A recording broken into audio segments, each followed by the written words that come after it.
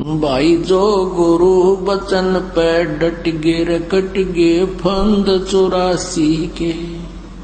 भाई जो गुरु बचन पे डट गे रे कट गे फंद 84 के।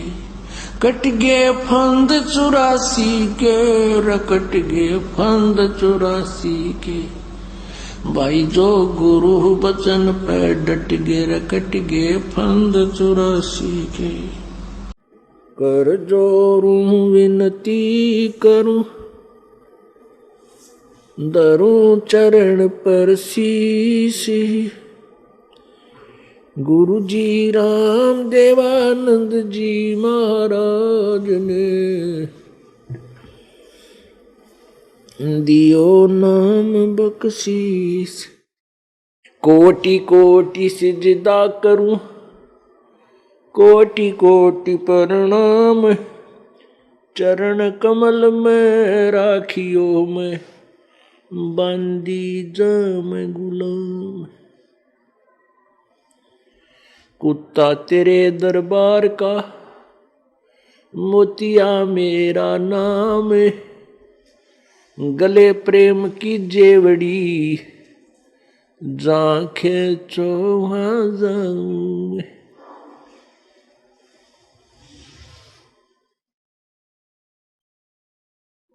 जय इब के सतगुरु मिल सब दुख आखूं रो। चरणों ऊपर शीस धरूं कहूं जो कहनी हो। कबीर साईं मिलेंगे पूछेंगे कुशलात। आज अंत की सब कहूं अपने दिल की बात।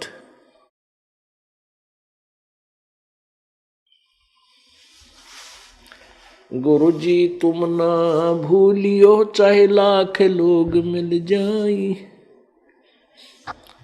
हमसे तुमको बहुत है तुमसे हमको नहीं। तुमरे विसारे क्या बने मैं किसकी शरण में जाऊं। शिव बिरंच मुनि नारदा इनके हृदय न समाऊं। अवगुण किए तो बहुत किए करत न मानी हारे। बावे बंदा बख्श दियो बावे गर्दन उतार। अवगुण मेरे बाप जी बख्शो गरीब नवाज। जो मैं पूत कपूत हूँ बड़ पिता को लाज। मैं अपराधी जन्म का नक्शक बरे विकार। तुम दाता दुख भंजना मेरी करो संभार। कबीर लूट सको तो लूटियो राम नाम की लूट। पीछे फिर पछताओगे प्राण जाएंगे छूट। उदय अस्त बीच चक्कर चले थे ऐसी जन ठकुराई। चुन करी ईश्वर कल्प करी तब खोज न पाया राई। सर्व सोने की लंका होती रावण से रणधीरम। एक पलक में राज विराजी वजम की पड़े जंजीरम। मर्द गर्द में मिल गए वो रावण से रणधीर। कंस के सी चाणूर से हिरणा कुछ बलबीर। तेरी क्या बुनियाद है तू जीव जन्म धर लेत। गरीब दास हरि भजन बिना तेरा खाली रह जा खेत। परमपिता परमात्मा सारी सृष्टि के रचनहार कुल मालिक कबीर परमेश्वर कबीर देव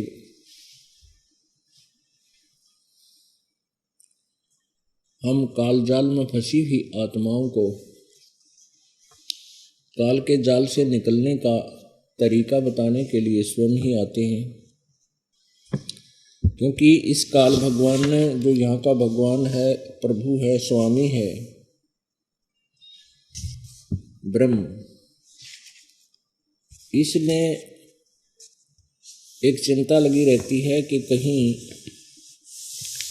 इन प्राणियों को उस सुख स्थान का पता लग जाए जहाँ जाने के बाद फिर जन्म मृत्यु नहीं होते, वहाँ कोई दुख नहीं है।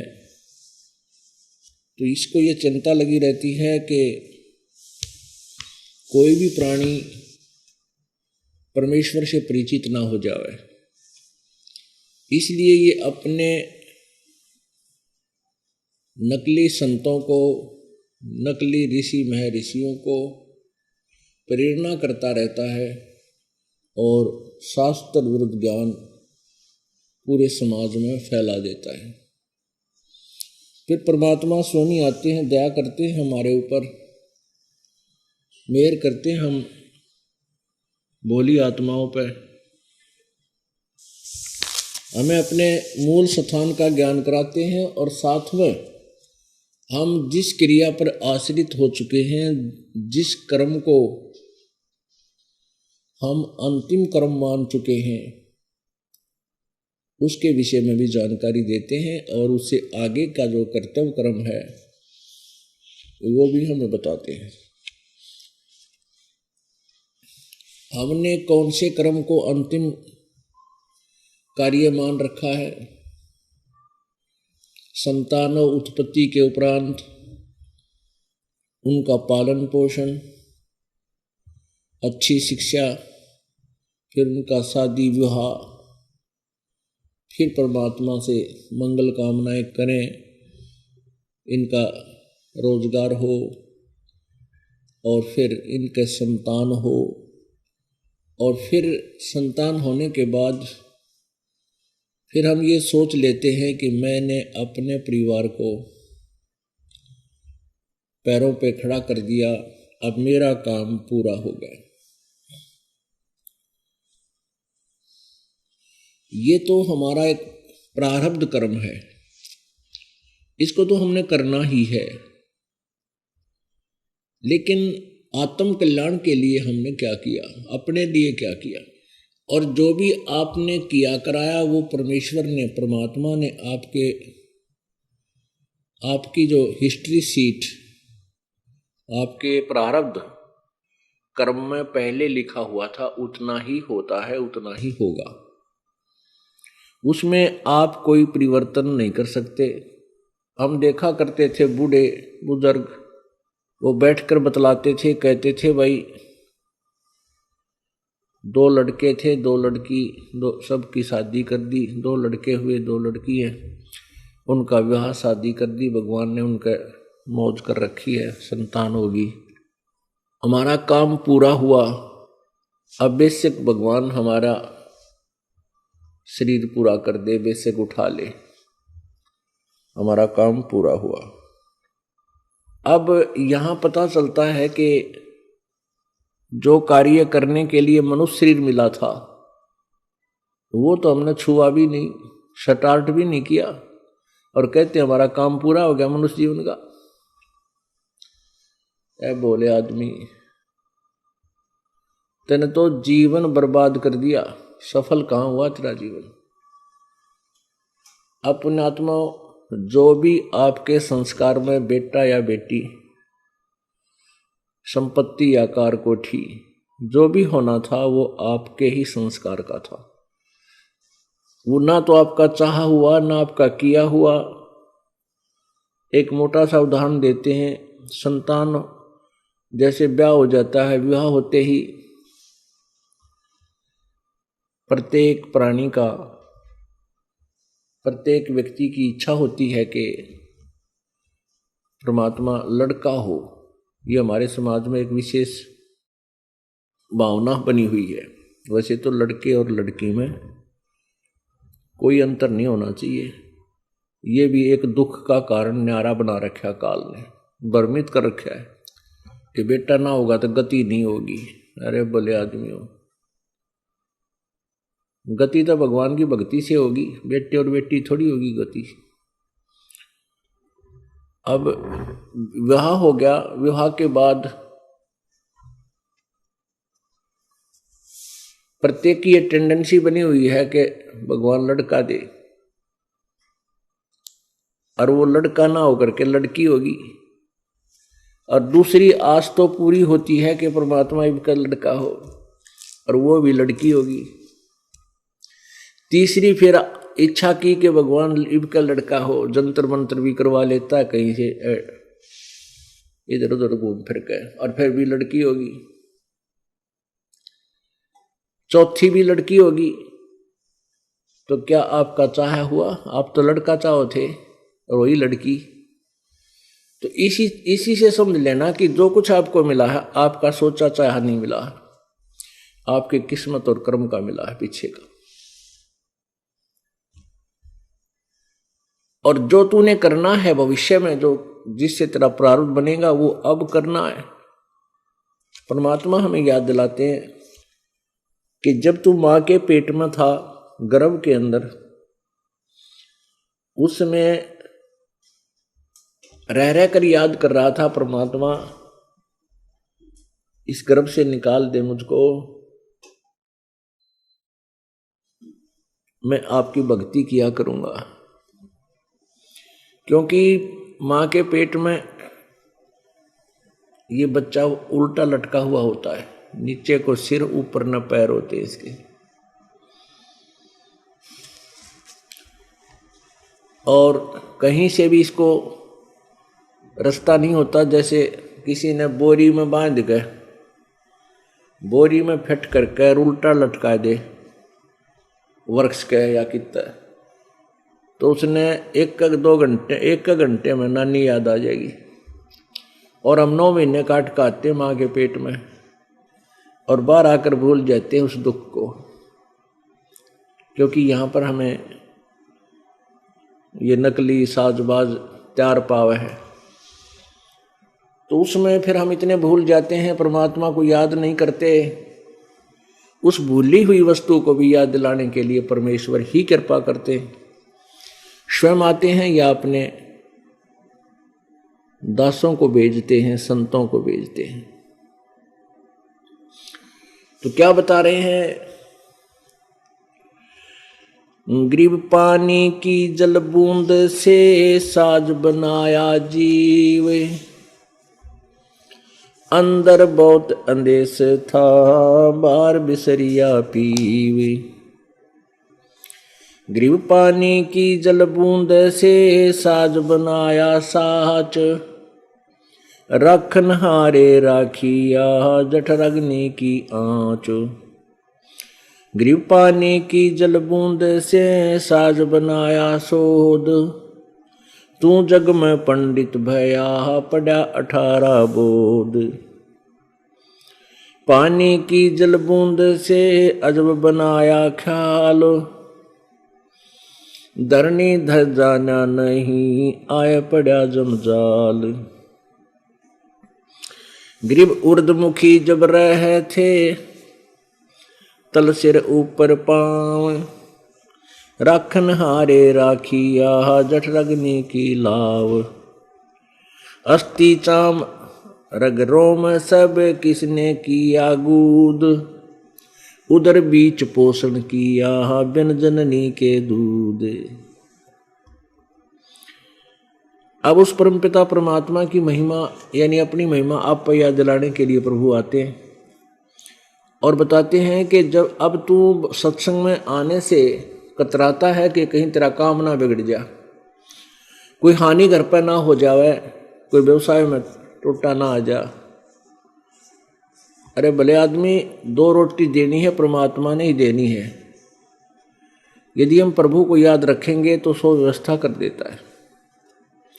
राजा लोग, सेठ लोग भी जब थक जाते हैं परमात्मा को याद किया करते हैं, उनकी अपनी सूझबूझ खत्म हो जाती है तो भगवान की तरफ चलते हैं, संतों को ढूंढते हैं। और यदि हम पहले से ही परमात्मा के चरणों में लगे रहें तो हमारे ऊपर कोई आपत्ति, कोई दुख, कोई घाटा नहीं होगा। ये सत्कर्म मानना। अब क्या बता रहे हैं कि अस्थि चाम रग रोम सब। अब अस्थि हड्डी, हड्डी जो हमारे अंदर, ये ऊपर चाम लगा रखा, रग नाड़ियां, और ये मांस। कहती ये किसने बना दिया, कैसे बना? हम साइंस को अब ज्यादा महत्व दे रहे हैं। साइंस तो केवल परमात्मा के द्वारा दिए गए मटेरियल पर अनुसंधान कर रहे हैं साइंटिस्ट, उनके पास ना खख। अब परमात्मा कैसे शरीर बनाता है? एक पानी की बूंद से, एक लिक्विड से, माँ के पेट में जैसे अंडा फूटा देखा हो कि चिकला सा, ऐसी व्यवस्था से हमारा वहाँ से शुरुआत होती है। और देख क्या बना दिया। क्या ये मालिक ने नहीं बनाया, या उस पानी ने बना दिया? यह भूल है हमारी। कहाँ कितनी जगह से मोड़ हैं, जहाँ जिस वस्तु की आवश्यकता थी वहीं पर लाए परमात्मा ने। हम उसकी महिमा को भूल करके अपने आप में चतुर बन जाते हैं, यही मार खाते हैं और यही धक्के खाते रहते हैं। इस कारण से हम परमात्मा प्राप्ति नहीं कर पाते।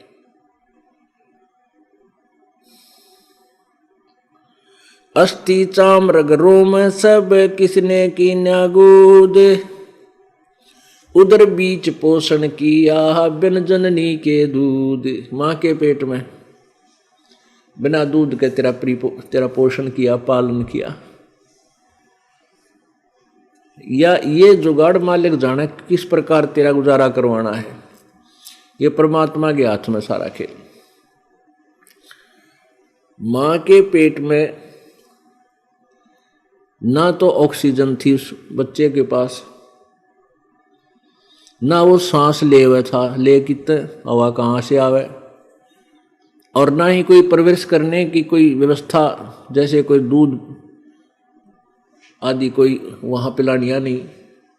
तो वहाँ कैसे जुगाड़ जोड़ा? माँ की नाभि से और बच्चे की नाभि का कनेक्शन कर दिया मालिक ने। और 9 महीने तक बगैर श्वास के, बगैर हवा के और बिना किसी बाहर के आहार से भी तेरा पालन किया, तेरा शरीर सुरक्षित रखा। क्या ईब वो भगवान नहीं है? आज भी वही है, अब भी तेरे साथ ऐसा ही है वो। अब जैसे माँ के पेट से बाहर बच्चा आता है, उससे पहले माँ के स्तन में दूध नहीं होता, और बाहर आते इतना दूध दे देता भगवान, वो बच्चा पीवर झूठा छोड़ है। तो ये सारा खेल मालिक का है। किस इस प्राणी को किस समय क्या चीज चाहिएगी। दांत नहीं थे, दूध दे दिया, रोटी नहीं खा सकता, दूध दे दिया, साथ भेज रहा है, हमारी सारी व्यवस्था कर, और उसको भूलकर हम आप चतुर बन बैठे, इसलिए मार खा रहे हैं। उसको याद अवश्य रखना चाहिए और उसकी भक्ति करते रहना चाहिए परमेश्वर की। इतनी सी ही बात है। ये सारे उदाहरण दे करके, सारे सत्संग आदि करके केवल आपको भगवान की याद दिलाना ही होता है। और ये याद आप कति भूल चुके हो। सारा दिन धंधा करते हैं, सुबह से लेकर शाम तक, रात में भी ओवर टाइम करें,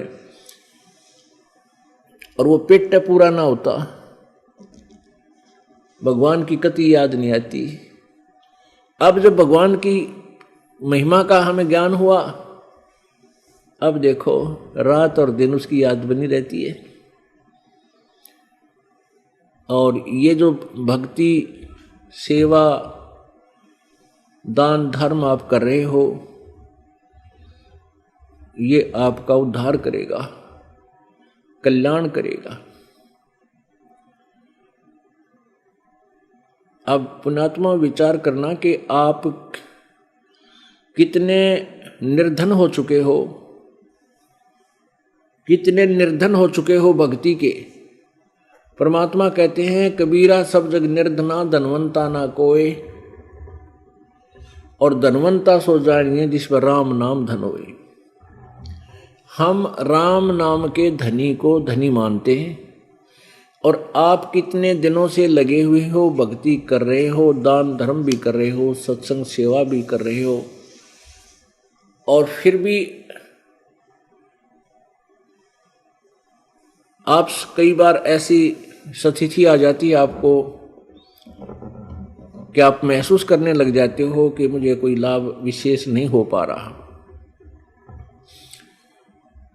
तो कारण क्या है कि हम असंख्य जन्मों से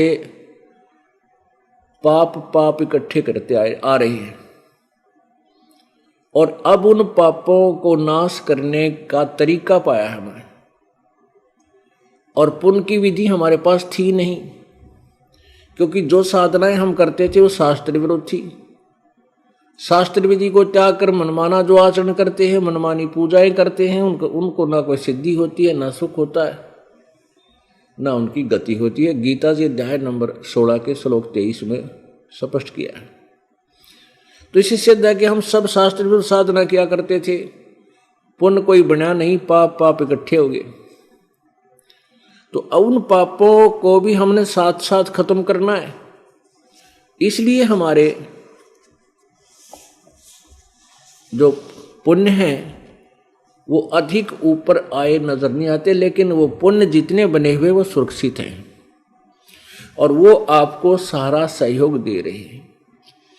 कई भक्त कह देते हैं, एक आध अनजान सा जिसको सत्संग का ज्ञान नहीं हुआ, वो कहता है जी मैंने तो जोत भी चढ़ा दी, पाठ भी करा लिया, अब भी कोई लाभ नहीं हो रहा, और मेरी पत्नी कह रही थी छोड़ दे इस नाम में, कोई लाभ नहीं होता। तो भाई बात क्या है कि हम इस अध्यात्म ज्ञान से परिचित नहीं है। अब जितना भी आपने पुण्य दान किया है, भक्ति सिमरण की है, वो उतना लाभ आपको अवश्य दे रहा है। जैसे सर्दी का मौसम है, अब सर्दी का मौसम है और आपने कंबल की व्यवस्था कर ली, स्वेटर पहन ली, या तो अब सर्दी ज्यादा हो तो और उस कंबल या स्वेटर जर्सी से भी वो के अंदर से भी महसूस हो रही है, तो क्या उस जर्सी को उतार देने से या कंबल को फेंक देने से सर्दी से बचाव बनेगा? नहीं। सर्दी अधिक है और जर्सी और कंबल ने कुछ राहत आपको अवश्य दी है, बचाव किया है आपका। तो पुण्यात्माओं, आपके पाप कर्मों की सर्दी अधिक है, और थोड़े बहुत पुण्य सिमरण आदि से हम सोच लेते हैं हमें सब कुछ मिल जाए, और ये सोच लेते हैं कि कुछ लाभ नहीं हुआ। ये भूल है आपकी। जिस प्रकार उस स्वेटर ने, उस कंबल ने जितना उनकी अक्षमता थी उतना लाभ आपको अवश्य दिया है, और कंबल त्याग देना मूर्खता है, उसके ऊपर एक और कंबल डाल लेना समझदारी है। ऐसे ही जैसे कहते हैं कि मैंने पाठ भी करा लिया, जोत भी बोल दी, कोई लाभ नहीं हुआ, तो इस प्रोसीजर को, इस अनुष्ठानों को त्याग देने से तो हानि होगी, इसको और बढ़ाना है। एक कंबल और डाल ले, एक पाठ और करा, एक जोत और बोले, एक गोली से पेट का, सिर का दर्द ठीक ना हो तो दूसरी खा, दूसरी दोबारा भी ना हो तो तीसरी फिर खा। तरीका वही है, उसी से आराम होगा। ऐसे ही हमारे पुण्य ही बढ़ेंगे, तभी हमें सुख होगा। तू ही तुतकार थी जपता अजपा जाप, बाहर आके भरम गया तन बहुत किए हैं पाप। माँ के पेट में तो तू ही ईवा पत्ती आ जा थोड़ी सी आपके ऊपर, राम राम करोगे, याद करोगे, और सुख होते हैं फिर वहीं गफलत, गुटी शूटी, ताश खेलना आजा सिनेमा देखेंगे, रापत्ती आजा जब भगवान याद आता है।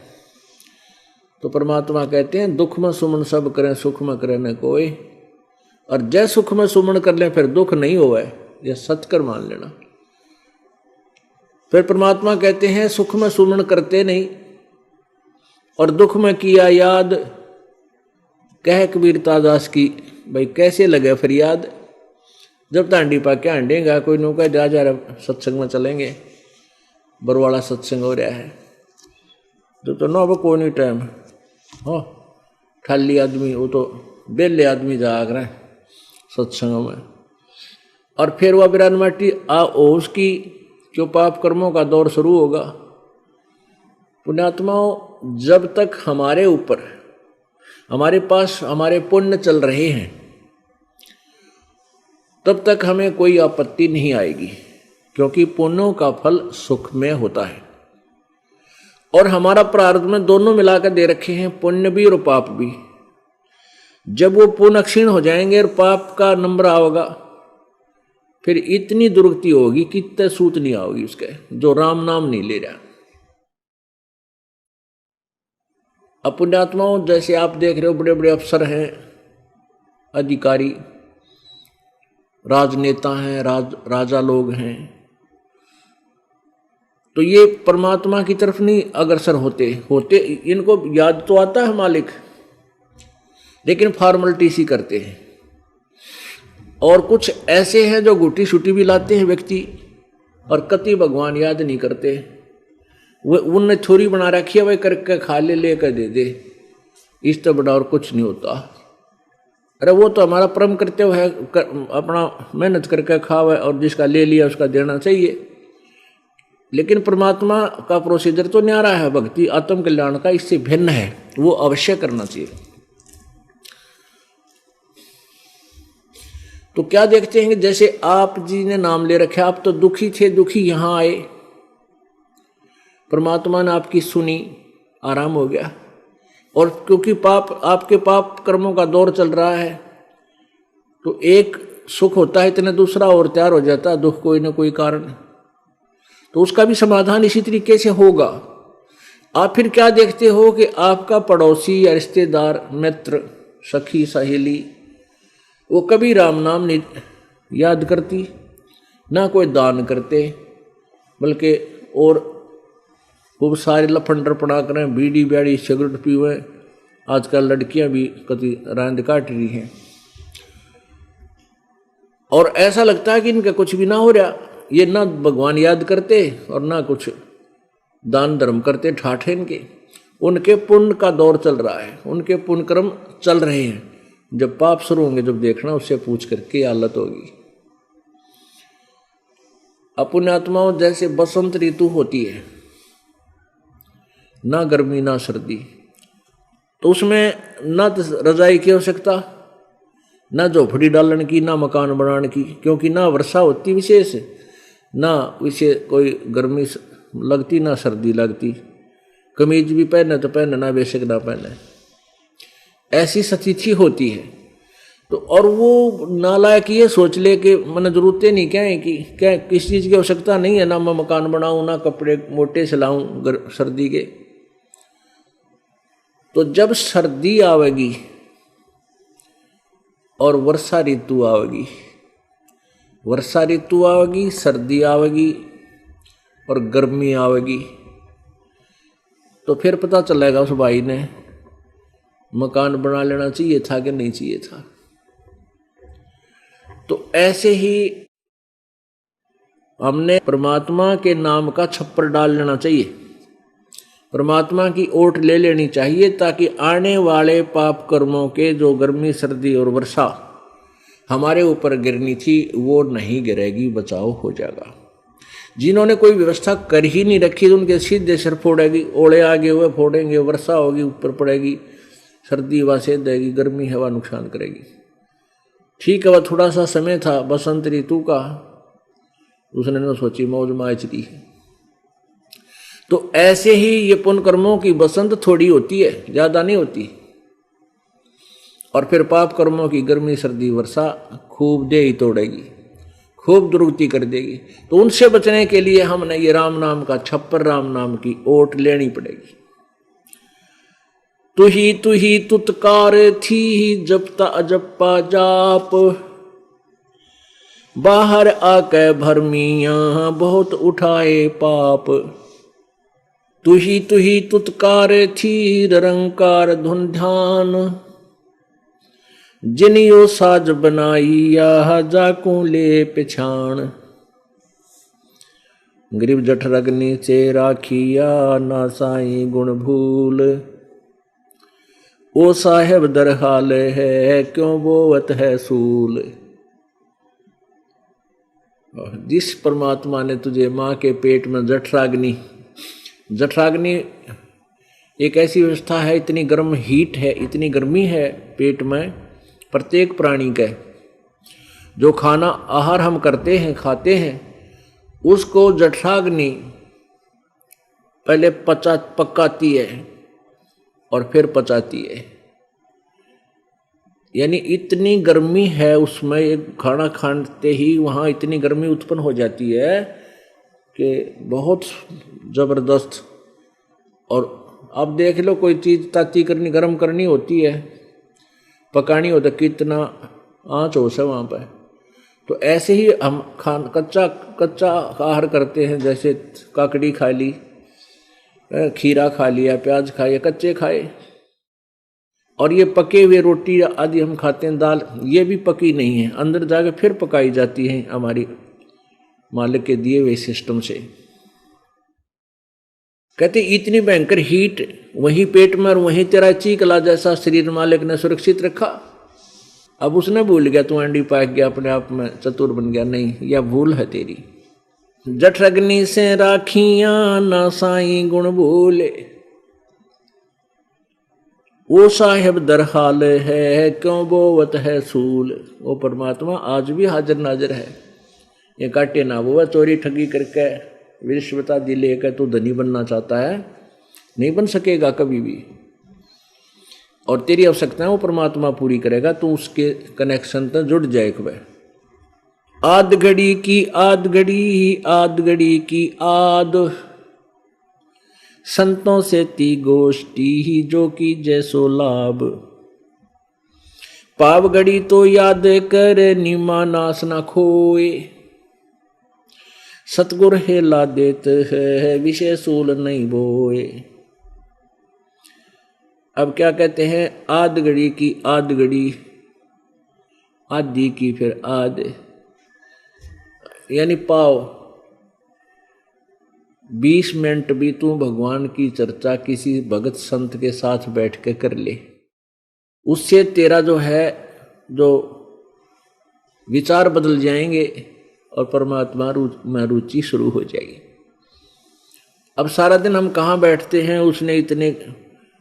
उसने ऐसा बना लिया, उसने कोठी बना ली, उसका लड़का बड़ा पैसे कमा रहा है भाई है, उनको ये हो गया और उन्होंने ऐसा ले लिया, फिर आप भी होकंड क्रोक जैसे तैसे करके धन जोड़ने की सोच है। और धन भी भगवान देगा जब होगा, वैसे नहीं होता। ये भूल जाना कि आप एक तिल के तुल्य भी संस्कार से अधिक प्राप्त नहीं कर सकोगे।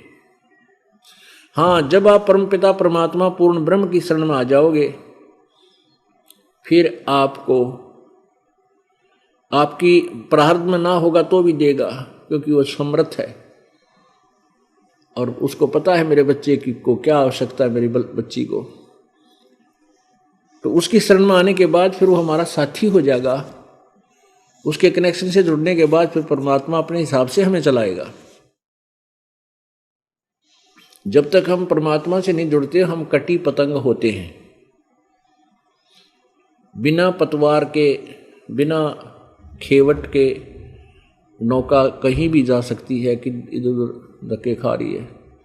तो ऐसे ही हम पूर्ण परमात्मा की शरण में आ जाएंगे, तो परमात्मा के चरणों में हम जुड़ जाएंगे, तो उनके हाथ में हमारी डोरी हो जाएगी, रस्सी हो जाएगी।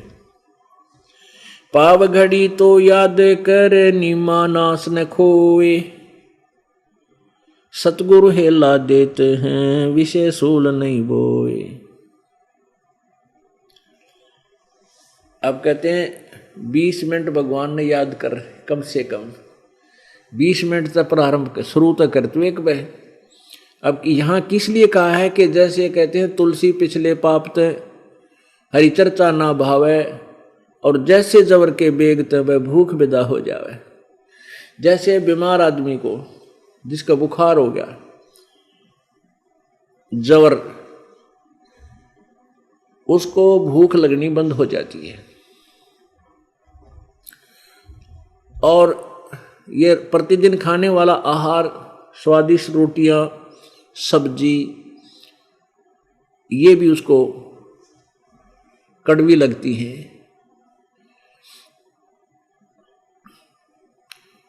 फिर उनको ये खिलाते हैं, खा ले तू संतरा खा ले, सेब खा ले, किशमिश मनुखा दाग खा ले, लेकिन वो एक बार जीभ के लगाता है, कहता मन अच्छा नहीं लगता, मुझे अच्छे नहीं लगते, कड़वी लगे।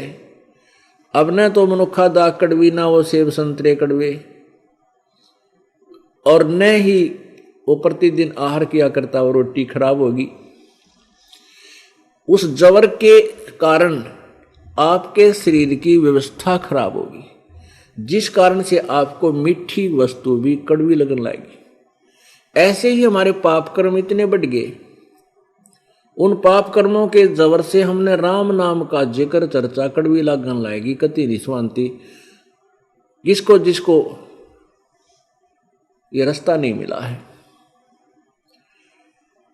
और बाकी सिनेमा देख ले, 3-3 घंटे फिल्म देख ले, और गप्पे सप्पे मार ले, कितना खूब अच्छी तरह लगा रहेगा। और परमात्मा की चर्चा में सत्संग शुरू होते ही एक आध दिन लटके आने लग जाएंगे, है तरह के जो भैया। अब तो ठीक है, हम लापरवाह हो गए, क्योंकि मनुष्य शरीर है, टाइम पर टूक मिल रहा है। फिर देखना पशु योनि में जाने के बाद कोई ना लटके लेने दे, बैल बन गया। जब कोई सारा दिन धंधा करना होगा, एक पल भी आप अपनी मर्जी से नहीं बिता सकते। गधा कुत्ता सुअर बन गए तो दुर्गति। तो अब हमने इस जो परमात्मा ने हमें थोड़ा बहुत सुख दिया है, इस शरीर में मनुष्य जीवन दिया है, इस सुख में समय का हमें सदुपयोग करना चाहिए, भगवान की याद करनी चाहिए। तो कहते हैं तुलसी पिछले पाप से हरि चर्चा ना भावे, और जैसे जवर के बेग ते भूख विदा हो जावे। अब वो बीमार व्यक्ति को वो मीठी चीजें भी कड़वी लग रही हैं। अब उसका ट्रीटमेंट क्या है, इलाज क्या है? उसका इलाज है कि कड़वी टैबलेट खानी पड़े, कड़वी ही टैबलेट खानी पड़ेंगी। और कुनीन खूब कड़वी होती है, और उसको फांके मारने पड़ेंगे। ना रुचि हो तो भी खानी पड़ेंगी, तब वो बुखार उतरे, तब वो जवर उतरेगा। और फिर वो जो रोटियां थी पहले कौड़ी लग गई थी, अस्वादिष्ट लग रही थी, अब वही रोटियां फिर मीठी लगने लग जाएंगी। ऐसे ही हमारे पाप कर्मों का जबर जब हमारे ऊपर प्रभावी होता है, परमात्मा की चर्चा नहीं सुहाती। और उसका इलाज क्या है कि हमने ये ना चाहते हुए भी सत्संग सुनना पड़ेगा। जैसे गोलियां हम इच्छा से नहीं खाते, लेकिन खानी पड़े, ना तो मर रहे, भूख लगती नहीं। तो इसीलिए सत्संग रूपी ये टैबलेट खानी पड़ेंगी, चाहे अच्छी लगो चाहे ना लगो, स्वादिष्ट लगे या ना लगे। कुछ दिनों में फिर देखना, जब आपके पाप कर्मों का जबर उतर जाएगा। यही सत्संग परमात्मा की चर्चा इतनी रुचिकर होगी, आपको 100 किलोमीटर जाकर आप सत्संग सुनने जाओगे, आप रह नहीं सकते। क्योंकि जब व्यक्ति का बुखार उतर जाता है, जबर उतर जाता है, समाप्त हो जाता है, तो उसको बहुत जोर की भूख लगा करे। पहले तो रोटी वो खा ही नहीं रहा था एक टूक भी, फिर सूखी रोटी खा जाता है। सूखी रोटियां बगैर किसी सब्जी के, क्योंकि भूख लग रही है, दे दे। तो ऐसे ही ये हमारा भक्ति मार्ग समझो। जब हमारे पाप कर्म समाप्त होने लगेंगे, कम हो जाएंगे, तो हमारी उतनी ही रुचि भगवान के सत्संग विचार में बढ़ जाएगी। इसलिए कहा है कि पाव घड़ी तो याद कर, यानी 20 मिनट तक तो प्रारंभ कर, इसको 10-15 मिनट से एक प्रारंभ कर एक बार, फिर देखना। पाव घड़ी तो याद कर नीमा नास न खोए, सतगुरु हेला देते हैं विषय सूल नहीं बोवे। अलख अलह को याद करे कादर को कुर्बान, साईं से ती तोड़ कर राजा का अदम जिहान।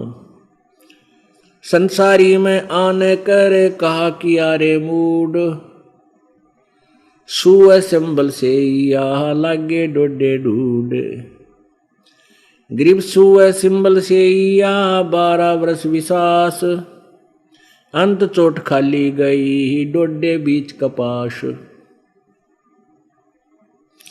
सुअ सिंबल से ही या ऐसी नरिय देहो, जम किंकर तुझ ले गए मुख में देकर खे।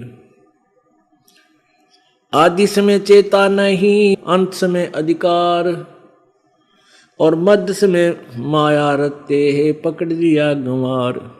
परमात्मा कहते हैं संसार में आकर तने के करा रे मूड, क्या यही काम था? बच्चे उत्पन्न हो गए, इनके पाल पोष दिए, ब्याह कर दिया, फिर वैसे मर जावा। ये तो पशु पक्षी भी करते हैं इस कार्य को, आपसे अधिक ज्यादा प्यार से करते हैं। चिड़िया अपनी चोंच में दाने लाती है, जो भी अन्य जो पक्षी हैं अपने चोंच में आहार लाती है, अपने बच्चों को खिलाती है, अपने मुंह से निकाल कर उनको देती है। कितना प्यार से पालते हैं। क्या यही कार्य था? मनुष्य जीवन आपको दिया है तो इसका काम भी न्यारा है। उसके विषय में बता रहे हैं कि इस संसार में आके क्या किया रे मूड, और सुअ संबल से ही लागे डोडे ढूंढ। हम क्या सोचते हैं?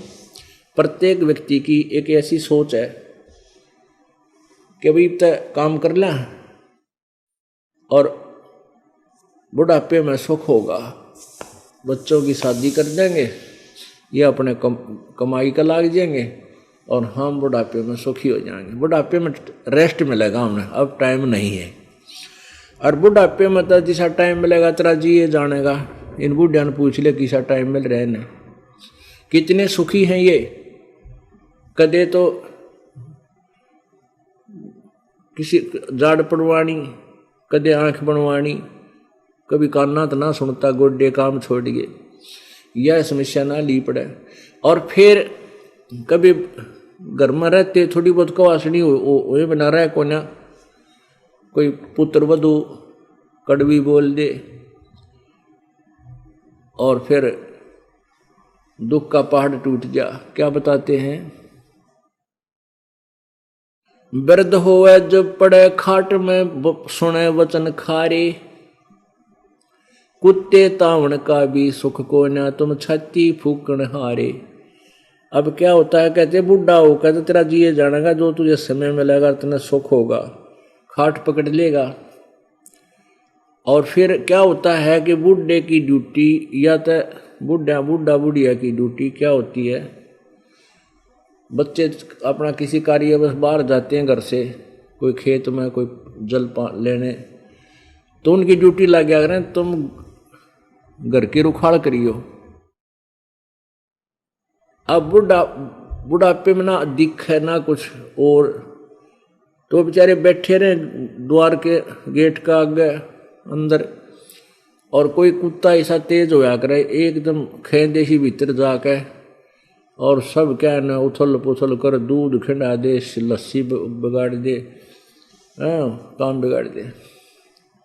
तो ऐसे ही जब वो पुत्रवधू आती है, जब देखा भीतर कुत्ते ने कबड्डी खेल रखी है, कितना लस्सी खिंडा रखी है, कितना दूध, थोड़ा बहुत दूध था वो भी पी गया या कुछ बर्बाद कर गया, तो उसका छो फिर बुढ़ा बुढ़िया पर उतरिया करे। नो कहा थारा तो कुत्ते ताण का भी सुख को ना, छाती फूकने वाले हो, छाती फूक दी मारी तुम्हें, तो ये सुख में लगा तने बुढ़ापे में, नो कहा बुढ़ापे में बाद में। तो परमात्मा क्या कहते हैं कि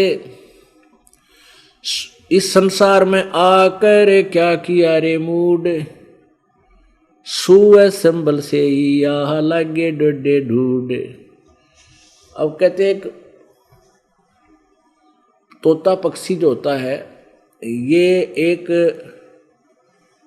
इंतजार करते हैं तोता पक्षी के ये पेड़ बड़ा होगा, इसका फल लगेंगे, फिर मैं आहार करूंगा। तो ऐसे एक संभल का पेड़ होता है, संभल,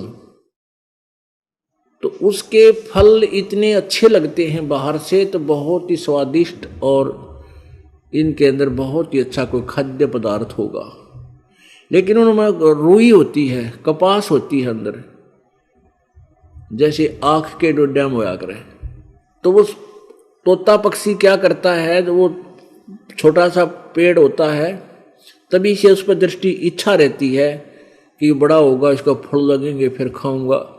वो बड़ा भी हो गया, उसका फल भी लगे, और जब पक गए ना फल, तब उस तोते ने चोंच मारी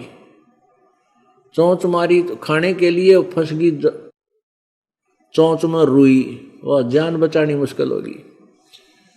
तो यहां क्या बता रहे हैं कि ऐसे तुम जिन परिवार के लिए, जिस परिवार के पोषण के लिए और सारा जीवन बर्बाद कर रहे हो, फिर कहते हो लास्ट में मन सुख होगा, या तो तोते वाली चोंच लगेगी, थारा तोते वाला हाल होगा, बुढ़ापे में ये मिल लगा तुमने। भाव ये नहीं है, देखो अपने बच्चों का पालन पोषण सब ने करना है और करना चाहिए, करना पड़ेगा। इसके साथ साथ भक्ति वाला आपने जो कल्याण का काम भी को पीछे छोड़े। एक वर्ष में 365 दिन होते हैं, और एक महीने में आप एक सत्संग अटेंड कर लो, 2 दिन कर लो चाहे 3 दिन कर लो, तो भी साल में 36 दिनों से तो और 330 दिन रह गए, उनमें किला तोड़ लो, कितना तोड़ोगे, कितना तुम कमाओगे, और उसमें बरकत भी भगवान की ही कृपा से होगी, ना तो नहीं हो सकती।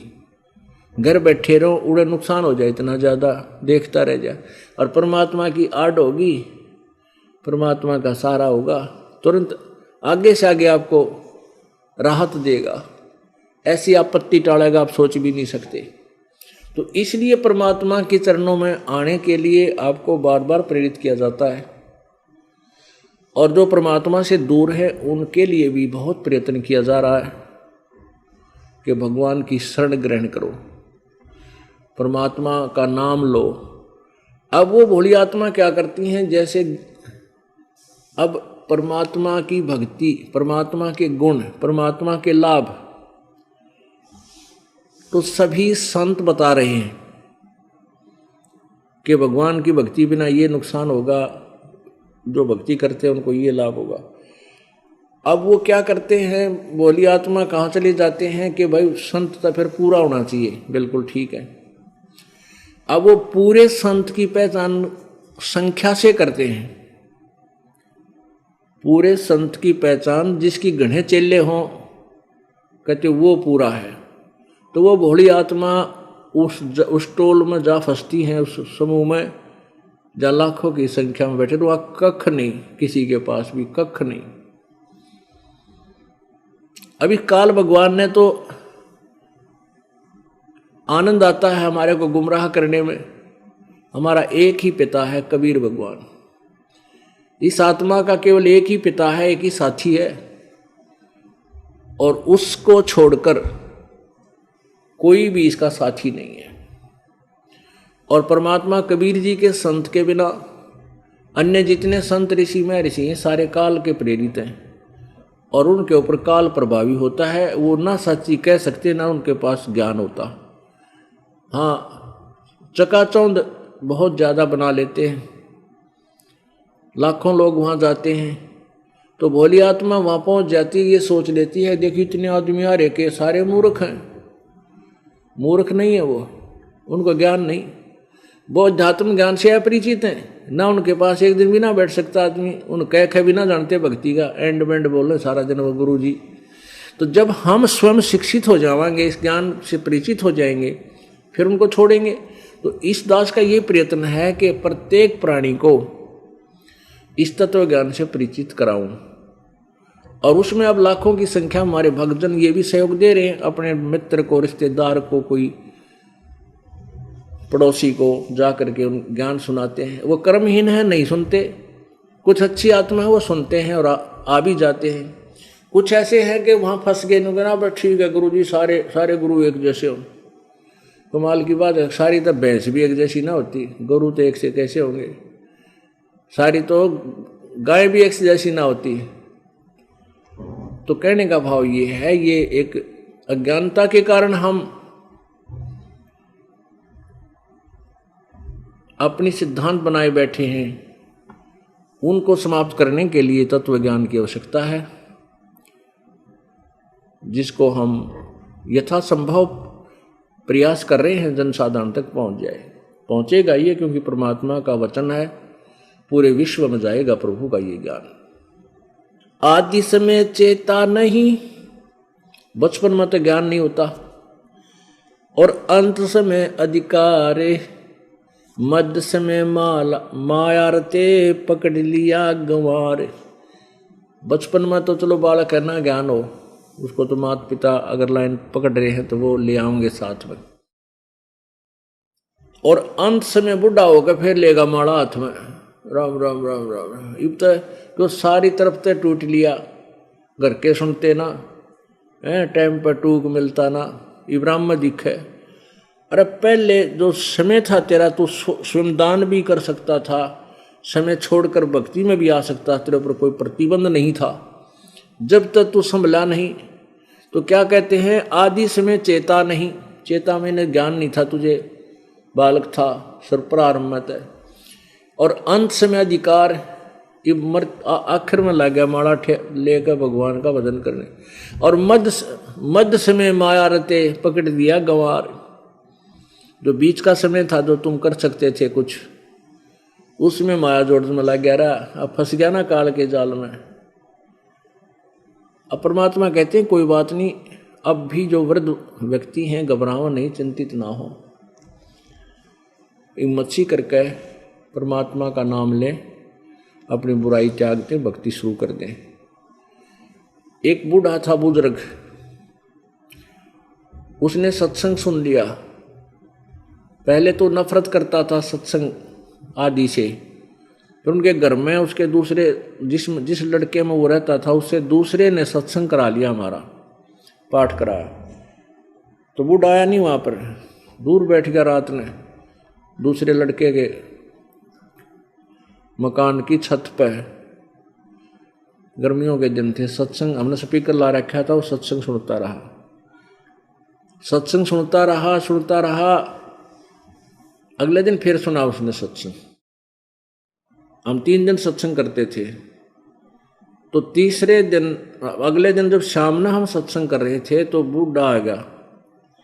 और जो वो लड़का सत्संग पाठ करवा रहा था, हम सत्संग, उसकी पत्नी थी, वह कहने लगी, वह नो डर रही कि बूढ़ा बिरा ने क्या बोल लगा महाराज जी ने, ये तो बहुत कसूता है, ये तो राम नाम तो चिड़िया करे कसूत बहुत ज्यादा। और चल भारत न्यारा था, रांद कट रही थी, आज यू मारे आड़े आ बैठे आई ऐसे मौके पर। तो बूढ़ा रोने लग गया, बैठ के रोने लग गया, कहने लगा जी मैं आज लगभग 70 साल का हो गया, 70-75 साल का वर्ष का हो लिया, और मैं इन सत्संग के नाम पे घना चिड़िया करता कि लफंडर लोग से दुनिया ने मूर्ख बनाते आने। आज तक मैंने ऐसे विचार नहीं सुने जो आपके सुने, कल भी सुना मैंने, आज भी सुने। क्योंकि उस सत्संग के दौरान हम सब बताते थे, वो हुक्का तम्बाकू ये पीते हो, ये तो जीव का दुश्मन है, इसको छूना भी नहीं चाहिए, ये तो बहुत बड़ा भयंकर पाप है इसके अंदर, शराब मांस तम्बाकू, काफी डिटेल से बताया था। तो वो कहने लगा जी मैं तो गढ़े पाप कर लिया मैंने, अरे मेरा केरा होगा, मेरी तो जिंदगी बर्बाद होगी। बूढ़े का आंसू पड़े, अब मेरा केरा होगा, मैंने तो सारी उम्र पशु की तरह धंधा कराया, इनका एक एक किला मेरा जो है ना 3 किले थे, ये 3 बालक हैं, अब इनका 4-4 किले बना दिए, यानी 12 किले हैं इनके पास अब। और अब अपने लिए बोला मैंने कुछ भी ना कराया, इब आपके विचारों से पता चला मेरा तो मतलब ठगया गया, इब क्या होगा, मेरी तो जिंदगी बर्बाद होगी। तो उसको मैंने कहा कि आप नाम ले लो, कि नाम के ले लो, मेरी तो उम्र थोड़ी रह रही है, कि मेरा कब मर जाऊँ ना जाने क्या बनेगा। अब उसको समझाया कि आप चिंता ना करो, अब जैसे कुएं में बाल्टी गिरती हो, पहले क्या होता था, बहुत गहरे कुएं हुआ करते, 100-100 फुट नीचे पानी होता था और उसमें बहुत लंबा रस्सा, और उस बाल्टी का बांध के पानी निकाला करते, नु खींचते चले जाते दूर तक। तो उसको कहा कि जैसे कुएं में बाल्टी जा रही हो और वह नेजू रस्सा, उस रस्से को नेजू बोलते हैं, जो पानी निकालने के लिए बाल्टी का बांध का प्रयोग की जाती है, उस नेजू का वो जा रही है, बाल्टी कुएं में गिर रही है, उसको नेजू यानी वो रस्सा किसी ने पकड़ नहीं रखा, तो वो तो जाके गिर जाएगी, बाल्टी गिर जाएगी कुएं में, नष्ट हो जाएगी, उसको वो तो गई हाथ से। और उसको भाग दौड़ कर कोशिश कर ले, और कति लास्ट में गिरते गिरते यदि उसकी पूछड़ी भी ठा जा, पूछड़ी मैंने मान टेल, आखिरी हिस्सा एंड लास्ट का जो 8-6 इंच का भी रह रहा और वो भी हाथ में आ गया, तो ना बाल्टी गई, कुछ भी ना गया, पानी भी आ गया और बाल्टी भी आएगी। तो आपकी इब पूछड़ी सी रह रही है, इब इसने पकड़ ले जल्दी से, कुछ नहीं बिगड़ा, मनुष्य जीवन मिल लेगा और सच्ची भक्ति कर लेगा तो इससे जन्म पार है तू, इसमें लंबा समय। और जैसे ही सती छीमा रहा तेरे तो और घनी भक्ति बढ़ेगी, के बढ़ेगा मेरा तो, जो इतनी कसक के साथ भक्ति करी थोड़े दिन की बहुत है, अब सच्ची बात है, वह सच्ची भी के कसर रहेगी। तो उसने नाम ले लिया और खूब भक्ति करी, 10-15 साल और जिया वो, 10 वर्ष आराम से शरीर छोड़ गया। और सब ने कहा था मैं इतना हुक्का पिया करता, एक घूंट में हुक्का ने खत्म कर दिया करता, मतलब इतना चलमशीली नहीं, ठंडी नहीं होने देता था, ये बोर मान्या करते, इस चीज के को जो हरा बड़ा महान मानते थे, अब चलमशीली नहीं होने देते हम हुक्के की, नरे पाप इकट्ठे कर लिए। तो कहने का भाव ये है कि आज समय चेता नहीं, अंत समय अधिकार, मध्य समय माया रखते, पकड़ लिया गंवार। तो अब ये चिंता भी नहीं करनी चाहिए कि चल बुढ़ापे में क्या बनेगा ना। कहते हैं जीवन तो थोड़ा ही भला जैसा सत्य सुमरण हो, ओए होए, और लाख वर्ष का जीवन लेखा दर नहीं कोई, जीवन थोड़ा ही काफी है यदि सच्चा सुमरण सच्ची लगन तो भक्ति कर लोगे। लाख वर्ष बिना नाम के जिए जाओ, कितना ठिकाना नहीं तुम्हारा। यह माटी का मैल है जासों कैसा ने, जैसा ही मिल जात है तो नारायण दे। कहते हैं माटी का शरीर है, 5 तत्व से बना हुआ है, राख हो जाएगी जब इसको सवा करेंगे। इससे क्या का तो प्रेम लाए बैठा है। हाँ, यदि इस मिट्टी से भगवान मिल जाता है, सच्ची भक्ति दान पुण्य हो जाता है, तो यही आपको भगवान नारायण दे है, परमात्मा की तुल्य दी हुई शरीर, यानी एक अच्छा शरीर सिद्ध होगा तेरा। ये माटी का मैल है खाक मिलेगा धूर, साईं के जाने बिना बन कुत्ता गद्दा सूर। परमात्मा की भक्ति नहीं की इस मिट्टी के मैल तय, तो अन्य प्राणियों के सिर तुझे प्राप्त होंगे, वो हानि होगी।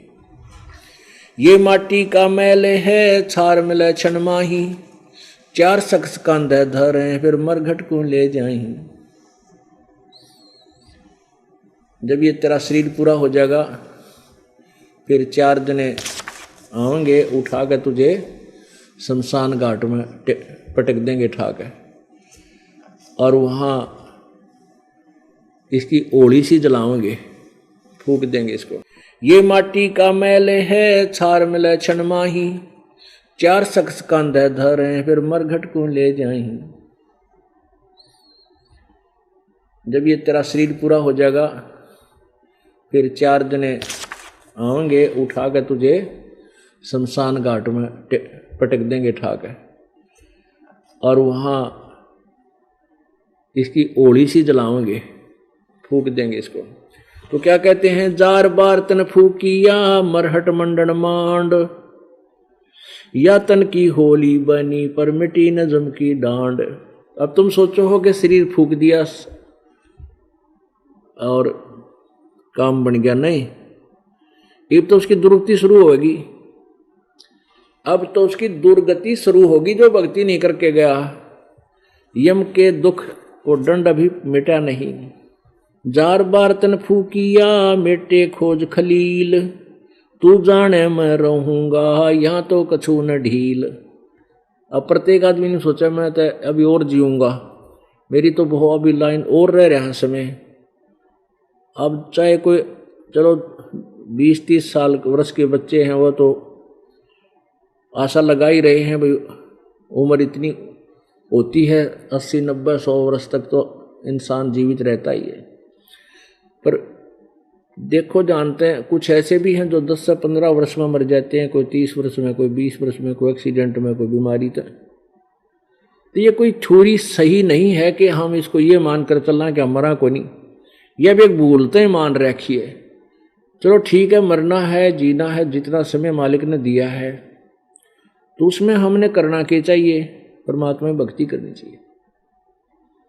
उसको ना करके हम गलती कर रहे हैं, बस इतनी सी बात है सारी। और जब हम परमात्मा के चरणों में लग जाएंगे, परमेश्वर कबीर जी के पास एक पावर है, आपकी आयु को भी एक्सटेंड कर देगा, आपकी उम्र भी बढ़ा देगा, और वो बढ़ाएगा भक्ति के लिए। लेकिन आप फिर उस चीज को समझते नहीं, फिर आप उसी चक्कर में फेर पड़े रहते हो। आपकी आयु समाप्त होगी, मृत्यु होगी, परमात्मा के चरणों में आप लगे हुए हो, आपको दोबारा जीवन देगा। तो वो जीवन आपको दिया किस लिए, आप तो मर चुके थे, समाप्त हो गए थे, फिर क्या करते घर में आकर या कहीं और। तो उसमें से कम 50% समय तो आपने मालिक में लगा देना चाहिए। गणा तो नहीं ला सकते 100 का 100, को इतनी बुद्धि काम करती नहीं। तो 50% जो पता है तेरा जीवन दोबारा दिया है। कोई एक्सीडेंट से बचाते हैं, किसी को बीमारी से बचाते हैं, किसी प्रकार और भी बहुत से कारणों से परमात्मा आपके जीवन को बढ़ाते हैं। जार बार तन फूकिया मेटे खोज खलील, तू जाने मैं रहूंगा यहाँ तो कछू ना ढील। अब जैसे कति 80-90 साल का वर्ष का बूढ़ा हो गया, बुढ़िया, तो वो भी ने सोचा 100 वर्ष तक तो जिया करे, 100 वर्ष तक तो रह जाए जीवन। कमाल की बात है। परमात्मा ने याद रखो, यानी आशा नहीं मिटती जीवन की। यूं सोचा और भी इतना रह जाऊंगा, और एक पल का भरोसा नहीं, एक श्वास का। तो कारण क्या है कि तू जाने मैं यहीं रहूंगा यहाँ तो कछू ना ढील। एक बार प्राणी निकला इसमें शरीर में था, और जब चौगर देगा घूम जाएंगे इस शरीर का। न उठाओ उठाओ जल्दी उठाओ, ले चलो, और उठाओ उठाओ करके फिर उधर फूक के पांडा छोड़ेंगे। तो भाई उस तिथि से पहले जो तूने करना है कर ले, जो करना, फिर बाद में कुछ नहीं होगा। चढ़कर तुरा कुदावे ते और पालकियों फील, ते नर जंगल जावे से जम को फेरा लील। अरब खरब लग दर्व है राप्ती कोट अनंत, नाहक जग में आई आज इनसे न पूर्ण संत। जिसके पास अरब खरब लग पैसा है और ना जाने कितनी प्रॉपर्टी है, कहते खाम खाए संसार में आया। जिसने पूर्ण संत की शरण ग्रहण नहीं, पूर्ण संत से नाम नहीं लिया, तो वो बेमतलब इस संसार में आया धक्के खान। और हम माया वाले को पता नहीं क्यों मान्या करते। जिसके पास राम नाम है वो एक धनवान है और बाकी सब निर्धन है। कबीरा सब जग निर्धना, धनवंता ना कोई, धनवंता सो जानियो जिस पर राम नाम धन हो। काया माया काल है बिन साहिब के नाम, चेत सको तो चेतिए बिन संतो नहीं ठाम। योनि संकट बेटे हूँ जय बिसरे नहीं मोह, और जिन संसारी चित धरी ही नहीं छुड़ाऊं तो हे। लख 84 बंद तह सतगुरु ले छुड़ाए, जे उर अंतर नाम हवे तो जूनी बौर न जाए। सब माया के ख्याल हैं ये सब माया के चोज, बिन साई की बंदगी ही जंगल होगा रोज। अब क्या बताते हैं, योनि संकट मेट हूं, कबीर परमात्मा कहते हैं तेरे आने वाले जन्म जो कुकर शुकर गधे कुत्ते के होने थे वो सब खत्म कर दूंगा। जब भूले नहीं मोहे, और मुझे भूलकर तूने संसारी में ही ध्यान रखा अंत समय में। देखो आपको ये बातें याद इसलिए दिलाई जाती है पुण्यात्माओं कि इन फार्मूला को आप अपनाओ, इन फार्मूलों के आधार पर चलो, तब आपकी भक्ति सफल होगी। आपके ऊपर कोई आपत्ति आती है या कोई संकट आता है, आप केवल परमात्मा को ही याद रखो। मृत्यु का समय आता है तो परमात्मा के नाम का सिमरन शुरू कर दो। ये पॉइंट हैं, फार्मूले हैं भगवान को पाने के। तो यहां क्या कह रहे हैं परमात्मा के, योनि संकट मेट हूं, जो नाना प्रकार के प्राणियों के शरीरों में तू जाता है वो तेरा सारा संकट मेट दूंगा। जय बिसरे नहीं मोहे, और जय संसारी चित दरिद्र नहीं छुड़ाऊं। तो एक बुढ़े की मृत्यु हुई थी, वो कंजूस गणा था, सारी उम्र उसने ये रखा जोड़ तोड़, परमात्मा बजा को ना। और उसके बच्चों को ये भ्रम था कि पिताजी की तो घना धन दाब रहे हैं जमीन में। पहले जमीन में छुपाया करते थे, बैंक थे नहीं। तो उन्होंने सोचा कि पिताजी धन बहुत दाब रखा है, तो उन्होंने सोचा भी पिताजी कहाँ ले जाएगा, मरेगा जब बता देगा हमारे को। अब तेनों सोचता होगा भी बालक से कदे खराब ना कर दें। वो बुढ़ा मृत्यु को प्राप्त होने लगा तो क्या होता है, जो भक्तिहीन प्राणी मरते हैं उनकी जुबान बंद हो जाती है। यम के दूत आकर उसके जुबान को पैरालिसिस कर देते हैं, वो बोल नहीं सकता। तो बुढ़ा मरण लग गया, मृत्यु होगी, जुबान बंद होगी, खिंच खिंच कर सांस लग गया और न्यों करा बुढ़ा न्यों। अब बच्चा ने सोची पिताजी धन बताना चाहे है और बोल सकता नहीं। उनको पता था कि यहाँ एक पड़ोस के गांव में एक व्यक्ति है, 500 रुपये लेता है और वो ऐसी दवाई टपका देता है जीभ पर कि जब तक श्वास है तो वो बोल पड़े बता देगा कि बताना चाहे। तो उसके पास गए वो बच्चे, उसने 500 रुपये मांगे, दर दो भाई। पहले 500 रुपये ले लिए जब चला, और जाते उसने वह दवाई इसी टपका दी उसके मुंह में। तो बच्चे बोले बता पिताजी जल्दी बता क्या है, क्या कहना चाहो हो। उसने क्या देखा कि एक गाय का बच्चा और झाड़ू खराब करे था, चाबे था। ने बोला रहा तुम की तुमर गे या झाड़ू खा ली बछड़े ने देखा था बछड़ा, वो बच्चा जो है झाड़ू खान लाग रहा था, खराब करे था। अन्यों कह बुढ़ा मर गया। अब वो बालक बोले बाबू या झाड़ू हमने 500 रुपये में पड़ेगी। तो कहने का भाव ये है कि अंत समय में जहां जिसकी जैसी वृत्ति है वो उसी वृत्ति के आधार पर अंत में उसका उसी वृत्ति रहेगी। उस वृत्ति को हटाने के लिए आप जी को सत्संग, भजन, परमात्मा की भक्ति, दान, धर्म कराया जाता है। क्योंकि ये वृत्ति कण कण तो नहीं हटती, इसमें भक्ति का धन अंदर होगा, हमारे भक्ति होगी और दान धर्म हमारे साथ होगा और साथ में ये ज्ञान होगा, तब सारा तालमेल मिलकर यह वृत्ति हटेगी। लास्ट में ना हटा नहीं करती, कण से नहीं होती। ये सभी ज्ञान दिया करते सारे 99 होगा मेरे। तो पहले हमारा प्रॉपरली आजीवन भक्ति में ध्यान रहे, दान धर्म करते रहे, भजन भी करते रहे, और फिर अंत में आवे फिर देखना अपने आप डट जाएगा आपका मन, जाकर के सिमरन के ऊपर रुकेगा। आपको एक ज्ञान भी होगा कि गुरु जी बताते हैं भाई कोई आपत्ति आवर, मान ले शरीर पूरा होना का समय आ गया हो तो अपना श्वास का सुमन शुरू कर दे, सतनाम का सुमन शुरू कर दे। तो यहां बताते हैं जोनी संकट मेटे हूं जय बिसरे नहीं मोही, और जिन संसारी चित धरी तो नहीं छुड़ाऊं तो ही। यदि तुम वहां बछड़े में ध्यान रखेगा, बच्चों गाय के बछड़े में, तो फिर नहीं छुड़ाऊंगा मैं तुझे, फिर नहीं आऊंगा तेरे पास।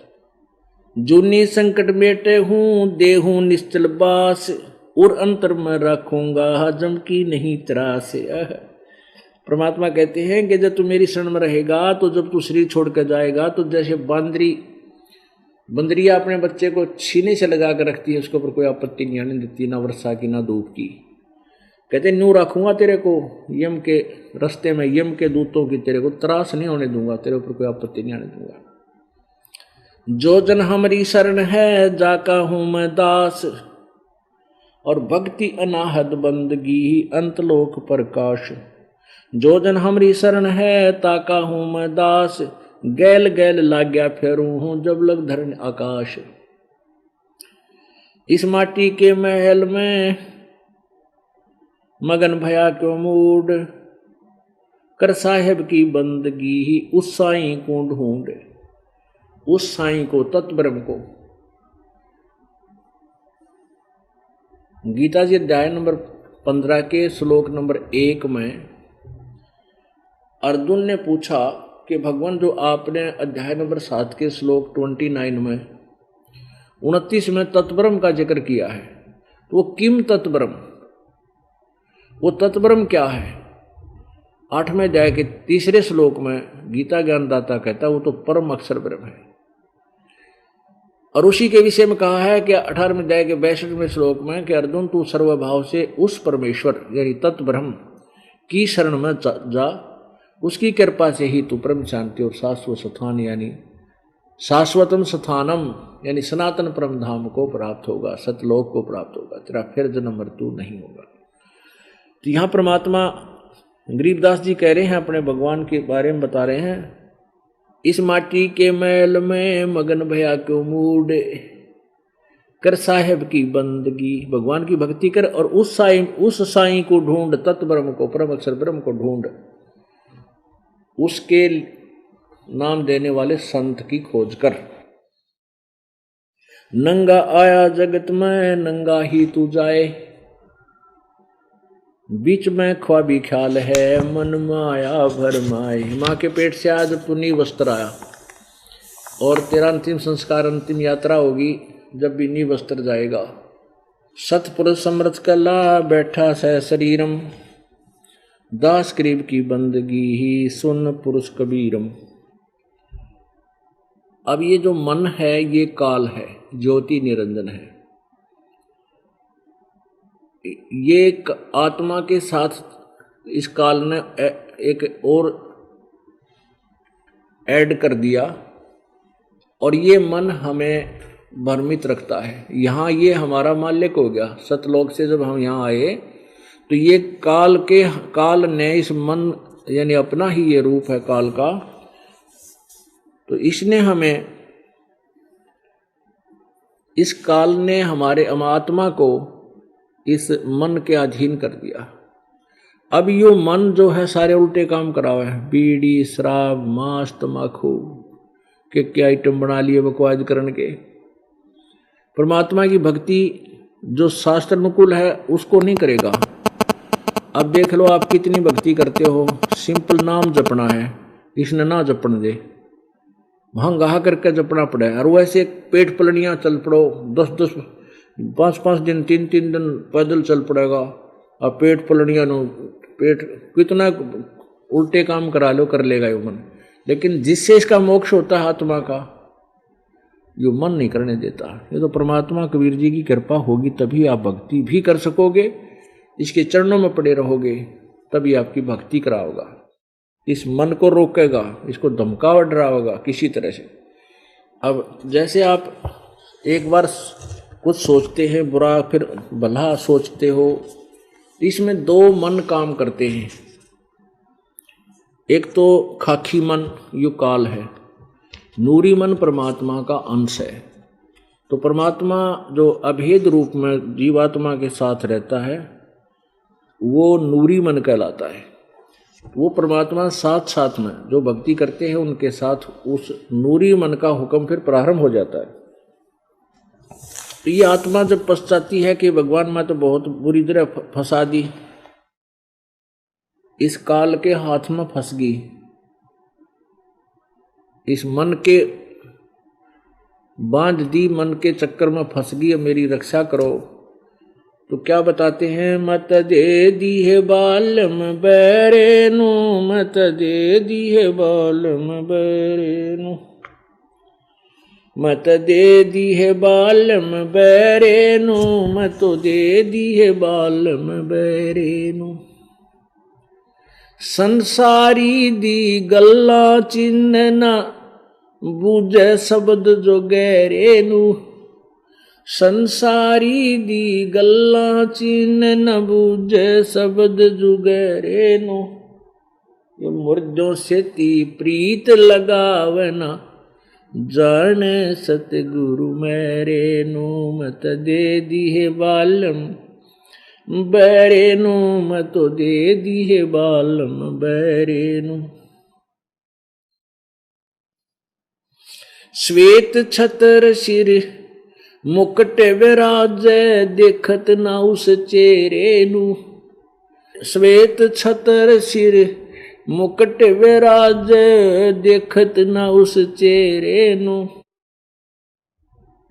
ऊंची थलियां खेती बोवे भूल रहे निज डेरेनु, मत दे दी है बालम बैरेनु, मत दे दी है बालम बैरेनु, मत दे दी है बालम बैरेनु, मत दे दी है बालम बैरेनु। ये संसार समझदा नाही कहंदा श्याम दोपहरेनु, ये संसार समझदा नाही कहंदा श्याम दोपहरेनु। गरीब दास ये वक्त जात है रोओगे इस पैरेनु, गरीब दास ये वक्त जात है रोओगे इस पैरेनु, मत दे दी है बालम बैरेनु, मत दे दिए बालम बैरेनु। क्या बताते हैं, अब आत्मा परमात्मा से प्रार्थना कर रही है कि मैं तो इस बैरे को, ये बहरा पति मिल गया मुझे। बहरा मीन, अब जैसे कोई आप चर्चा करो किसी ने, भाई सत्संग में चलोगे, वहाँ सत्संग होता है बहुत अच्छा है, तो काना पे घटाड़ जाओ फिर देखेंगे, समय नहीं है।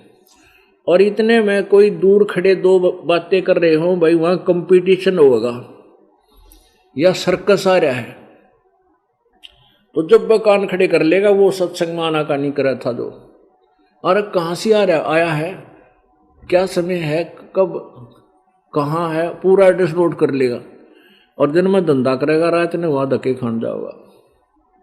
तो ये बहरा है, अच्छे काम की तरफ तो बहरा है और गलत काम की तरफ ये अग्रसर रहता है, उल्टे काम में। संसारी दी गल्ला चिन्ह ना बूझे शब्द जो गहरेनु। अब देखो कितने दिन हो गए इस दास ने सच्चे ज्ञान का प्रचार करते। प्रारंभ में तो क्या था कि हमारे भगत भी ऐसे गड़बड़ कर जाया करते, क्योंकि संख्या थोड़ी थी, जल डट्या नहीं करता। हे तन सारा तुमने सभी छोड़ दिया, नो छोड़ दिया करे, नो हो जाएगा, फलान हो जाएगा। तो उनकी बातों में आकर वो अपने नाम न खंड कर लेते, फिर उनका हानि होती, फिर मेरे पास आते, भाई कोई गलती की होगी तुमने, ऐसी हानि तो वैसे तो नहीं हो सकती भगवान के दरबार में। ना जी, कोई गलती नहीं करी, क्योंकि वो उन गलती मानने ना रही थी कि जो तुम नियम तोड़ दिया, जो पूजा पहले करते थे वो नहीं करनी है, वो शास्त्र विरुद्ध है, तो आपने क्रम बिगाड़ दिया। तो कहने का भाव ये है, परमात्मा कहते हैं 100 वर्ष सतगुरु की पूजा, एक दिन आन उपासी वो अपराधी आत्मा फिर पड़े काल की फांसी। 100 वर्ष तक सतगुरु के दिए हुए अनुसार साधना करते रहो और एक दिन आन उपासना कर लो, कहते फिर तेरा सारा काम बिगड़ गया। उसके लिए क्या है कि दोबारा फिर सेट कराओ गुरु जी के पास आकर के, ये उपदेश लो, आगे गलती ना करने का जो है ना वचन दो, फिर सुचारू हो जाएगा, नहीं तो बात बिगड़ जाती। तो सतगुरु की पूजा तो 100 वर्ष कर ली और एक दिन अनुपासना कर ली तो सारे ले डूबेगी, आपके बड़ा बर्बाद कर देगी। ले डूबने का तात्पर्य क्या है कि नामखंड हो गया, नामखंड हो गया, काल का दाव लग जाएगा, आपकी मृत्यु हो जाए मन माने। वो आपने साधना की, वो व्यर्थ तो नहीं गई, लेकिन क्या बन जाओगे कि तो देवता बना देगा स्वर्ग में, आपकी कमाई थे, खा बेटा बैठ के, बेटी खाड़। उसके बाद राजा बना देगा, राजा में बनकर नरे पाप करा करायो, नरे पाप यानी कर्म कति फड़वा कर जैसे थे उसा कर देगा। तो न्यू है कि वो अपराधी आत्मा फिर पड़े काल की फांसी, काल की फांसी में फंस गया, पार नहीं हो पाया। तो ये क्या बताते हैं परमात्मा, यही कहना चाहते हैं कि आत्मा के माध्यम से कि संसारी आदमियों की तो बात मान ले, और हम इतनी गहराई की हर प्रमाण देकर बात ज्ञान देते हैं, इसको सुनता नहीं। तो यूं बहरा मन है, यह आत्मा इसका फंसा दी, इसकी दुरुक्ति रखे हो। मत दे दी है बालम बैरे नू, मत दे दी है बालम बैरे नू, संसारी दी गल्ला चिन्ह नहीं बूझे शब्द जो गहरे नू, ये मर्दों से ती प्रीत लगावे न जाने सतगुरु मेरे नू। जो संत या कोई भक्त मृत्यु को प्राप्त हो गए, उनकी यादगार बना रखी है, वहाँ जाड़े में रुचि मनाता है, वहाँ माथा टेकेगा, उसका कि तो जोत लाओगा, कि तो उसने लिप पोतेगा, वो तो वहाँ कुछ भी नहीं है। और नो के ना जाने सतगुरु मेरे नो, वर्तमान में जो गुरु जी है उसके पास नहीं जाते, जो सारा ज्ञान दे, भक्ति बतावे, दुख सुख पूछे, वहाँ ना जाकर के मुर्दों से ती मरे हुआ गेला खस्सम खस्सा और पितर पूजें, श्राद्ध निकालें, ये सारे मुर्दों की पूजा है। श्वेत छतर सिर मुकुट विराज, देखत ना उस चेहरे नु, उस परमेश्वर साकार परमात्मा है, श्वेत छतर मालिक के ऊपर लगा हुआ है, और उप मालिक ने परमेश्वर कबीर देव का ने मुकुट धारण किया हुआ है। कहते देखत ना उस चेहरे नु, उस मालिक ने नहीं देख रहे हो। ऊंची थलिया खेती बोवै भूल रहे निज डेरे नु। आन उपासनाएं जो एक सत्य पूर्ण परमात्मा की भक्ति के अतिरिक्त जो हम पूजाएं करते हैं, ब्रह्म परब्रह्म, ब्रह्मा विष्णु महेश, देवी देवताओं या अन्य हनुमान गणेश जी की, ये तो ऐसी हैं जैसे किसान ऊंचे थलों पर, ऊंची थलियों पर, ऊंचे ऊंचे उबड़ खाबड़ जमीन पर जाकर के हल जोत के बीज दिया, तो वहां कभी वर्षा हो जाए तो दाने हो जाते हैं, नहीं तो वो भी थोड़े बहुत होते हैं। और एक होती है डहर, डहर जमीन वो होती है जो झील में होती है, और ऊंचे उन थलियों पर वर्षा हुआ पानी भी वहीं आकर के रुकता था पहले पुराने समय की बात, और वो अधिक उपजाऊ होती है, थोड़ी वर्षा से ही वहां पर जो ना खेती बन जाती है। कहते हैं उस डैर में जैसे थलियों पर तो हुए 2 मन किले एकड़ के, और डैर में हुए 60 मन 70 मन एकड़ के गेहूं, तो कहते हैं तुम ऊंची थलियां यानी आन उपासनाएं, उन देवताओं की पूजाएं कर रहे हो जो तुम्हें लाभ नहीं दे पा रहे, पूरा लाभ नहीं मिल रहा, और पूर्ण परमात्मा रूपी डहर उस मालिक को भूल चुके हो। ऊंची थलियां खेती बोवै भूल गए निज डेरे नु, श्वेत छतर सिर मुकुट विराजै, देखत ना उस चेहरे नु, ये संसार समझदा नाही, कहंदा श्याम दोपहरे नु, गरीब दास ये वक्त जात है, रोवोगे इस पैरे नू। ये संसार समझदा नहीं कहंदा श्याम दोपहरे नू। हमने परमात्मा कहते हैं झूठे सुख को सुख है ये मान रहा मनमोद। तो इस झूठे सुख ने सुख मानने बैठे, ये सुख नाम की चीज नहीं है। और सकल चबीना काल का कुछ मुख में कुछ गोद। अब क्या बता रहे हैं आप जी ने, यहां का राजा भी हो, पृथ्वी का, पूरी पृथ्वी का राजा हो, और स्वर्ग का राजा देवराज इंद्र, ये भी महादुखी हैं। सुख नाम की चीज नहीं है, पर ये सुख मान रहे हैं। क्यों? ये माया वाली भांग पी रहे हैं। अब किसी ने नशा कर रखा हो और दोपहर के समय जून के महीने में, और वो पी के घुटी छुटी लाकर पड़ा होगी तो बाहर गली में पसीना पसीना हो रहा, बुरा हाल, जागा रहे उसके, और उसको कोई कहता है कि चल भाई तुझे उठा करके छाया में लिटा देता हूँ, वो कहना ना छोड़ दे, मौज हो रही है। अब उसका बुरा हाल हो रहा, जागा रे, पसीना पसीना हो पड़ा, मौज हो रही है। तो हम यहाँ इस काल के लोक में सभी की ये स्थिति है, चाहे राष्ट्रपति है, चाहे प्रधानमंत्री है, पूरी पृथ्वी का राजा है, चाहे ब्रह्मा विष्णु महेश है, इन सुखी किससे न सुख नहीं है, अंदर से सब जल रहे, बस वो कैन नैनो का मौज हो रही है। अब जैसे कोई कोर्ट में जाता है, आगे से रिश्तेदार मिल जाता है, हैंड शेक करते हैं, और क्या हाल है, ठीक ठाक, मौज हो रही है। अरे कोर्ट में और मौज का के मेरे, दोनों दुखी, क्योंकि वो भी दुख में आ रहा है और वो भी दुख में गया हुआ है, फिर भी नहीं कहा मौज हो रही है। ये संसार समझदा नहीं कहंदा श्याम दोपहरे नू। अब तो इस शिकर दोपहर है, जून और जुलाई का महीना, जेठ का, आषाढ़ का, और शाम है यानी ठंड है। हम ऐसी स्थिति में आ गए। यानी तुम जो साधनाएं कर रहे हो, इससे इतना ही ये सुख नहीं है, तुम इसी को सुख मान रहे हो। ये संसार समझदा नाही कहंदा श्याम दोपहरे नू। गरीबदास ये वक्त जाते है रोगे इस पैरे। अब ये समय जान लग रहा है, रोया करोगे, इस समय को याद करके रोया करोगे। सतभक्ति किए बिना अगर तुम चले गए तो कुत्ता अपने के ऊपर न मुँह फीब के करेगा।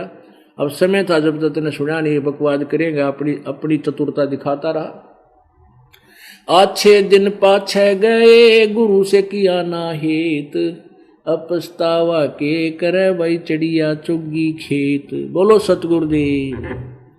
नमस्कार सर। नमस्कार सर। सर क्या नाम है आपका? सर मेरा नाम लाल बहादुर मीना।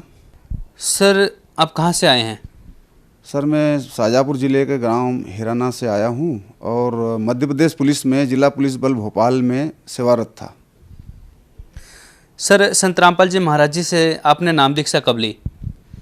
संत रामपाल जी महाराज से मैंने 12 सितंबर 2013 को नाम दीक्षा ली। संत रामपाल जी महाराज जी से नाम दीक्षा लेने से पहले आप क्या भक्ति साधना करते थे? मैं एक हिंदू परिवार में जन्म होने के कारण हिंदू देवी देवताओं की साधना किया करता था। घर वालों के अनुसार परंपरा जो बताई घर वालों ने, उस हिसाब से मैं हिंदू देवी देवताओं को, ब्रह्मा विष्णु महेश, दुर्गा, काली, गणेश जी, ये सभी देवी देवताओं को, या कुंभ में जाना, तीर्थ व्रत करना, ये सभी हम लोगों के उसमें आता था, तो हम साथ में घर वालों के साथ करते थे। सर आप इतनी सारी भक्ति साधना कर रहे थे, ये भक्ति साधना करने से आपको क्या लाभ प्राप्त हुए? सर जी ये भक्ति साधना करने से लाभ तो मुझे कुछ नहीं हुआ, और सिवाय नुकसान के, क्योंकि मैं पुलिस विभाग में था तो मैं सारे व्यसन करता था, दारू पीता था, और जो भी चीज़ जो आती है व्यसन की, जो कि भक्ति विधि के विरुद्ध है, वो सब करता था। उसके साथ साथ मुझे ये पता था नहीं कि ये चीज़ें क्या होती हैं, भक्ति करने से कोई लाभ मिलेगा या नहीं मिलेगा, लेकिन साधना इन देव देवताओं को करता था। और उसके साथ साथ क्या हुआ कि जब मैं पुलिस विभाग में था तो मुझे ये साधनाओं से लाभ की बजाय मेरी शारीरिक जो है इतने कष्ट बढ़ गए कि मेरा नौकरी करना दुर्लभ हो गया, और ऐसी परेशानी आई सन 2000 से मैं इतना बीमार रहने लगा कि मुझे साइटिका एक बीमारी हो गई। तो मैंने हमीदिया और अपना 1250 और डीआईजी बंगला अस्पताल में जो पंजीकृत डॉक्टर हैं, एमबीबीएस हैं, हड्डी रोग विशेषज्ञ, उन सबको दिखाया।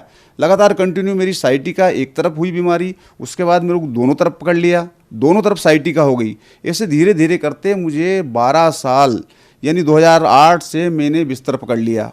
कुछ समय में मेडिकल ले लेता था, कुछ समय के बाद मेरी सारी छुट्टियाँ ख़त्म हो गई और मैं इतना परेशान रहने लगा कि मेरी हालत ख़राब हो गई। मैंने देवी देवता, यहाँ तक कि कुंभ, महाकाल की भस्म आरती, देवी दुर्गा की पूजा और अन्य उपासनाएं, जादू टोटके, जंतर मंतर जितने मुझे दूसरों ने बताया वो सब किए, लेकिन मुझे कोई लाभ नहीं मिला और मैं नौकरी पे भी जाना मैंने बंद कर दिया। तो मैं साल 1.5 साल के बाद मेरे पास नोटिस आते और मैं अपना मेडिकल बता देता कि भाई मेरी तो रीढ़ की हड्डी ऐसी परेशानी आ गई थी कि मेरा चलना दुर्लभ हो गया और मेरी रीढ़ ऐसी जैसी कमान की भांति ऐसे झुक गई थी कि मैं चल भी नहीं पाता था, ढंग से खड़ा भी नहीं हो पाता था, क्योंकि मेरी जो है ये पैर काम करना बंद कर दिए। तो ये मेरा सिस्टम मेरे 2012 तक रहा।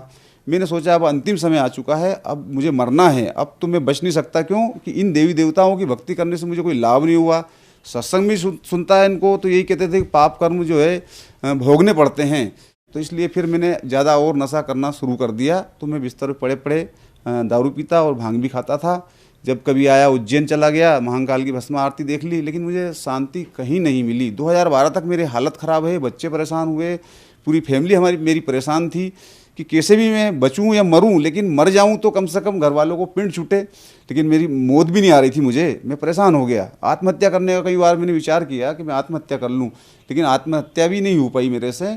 तो ऐसे में पड़े पड़े सत्संग सुनता रहा। 2013 में मैंने टीवी चैनल पे साधना चैनल पे संत रामपाल जी महाराज का मैंने सत्संग सुना।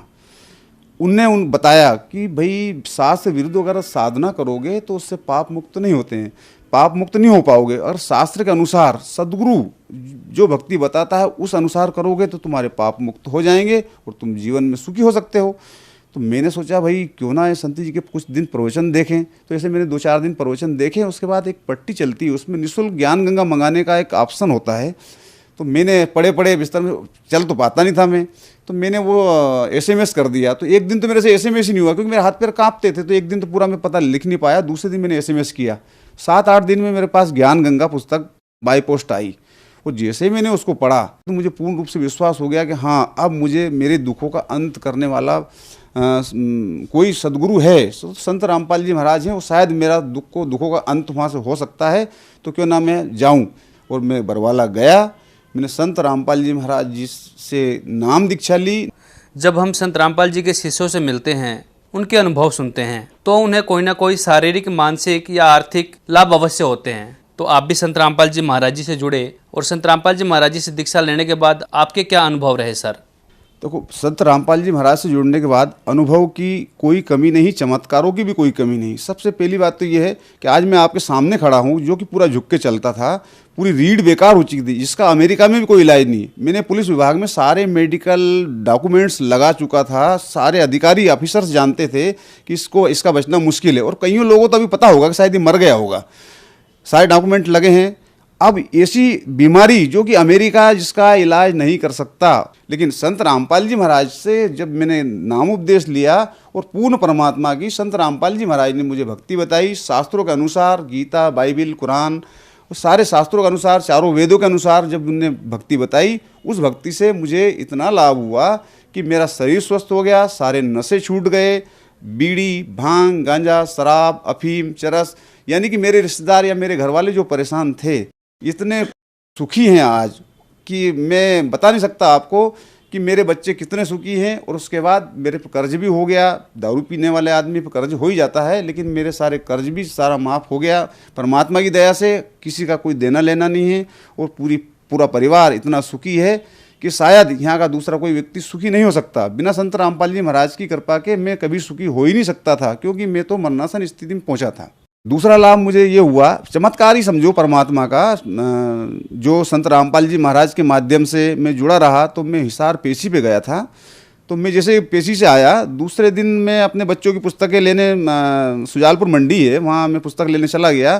तो मेरी पत्नी और बच्चे घर पे ही थे। तो मेरे गांव में एक बाउंडर उठा, जैसे हवा का एक चक्रवात आता है, इतनी स्पीड का चक्रवात था कि उसने कईयों बड़े बड़े पेड़ उखाड़ के ज़मीन से बाहर फेंक दिए, कईयों तोड़ दिए।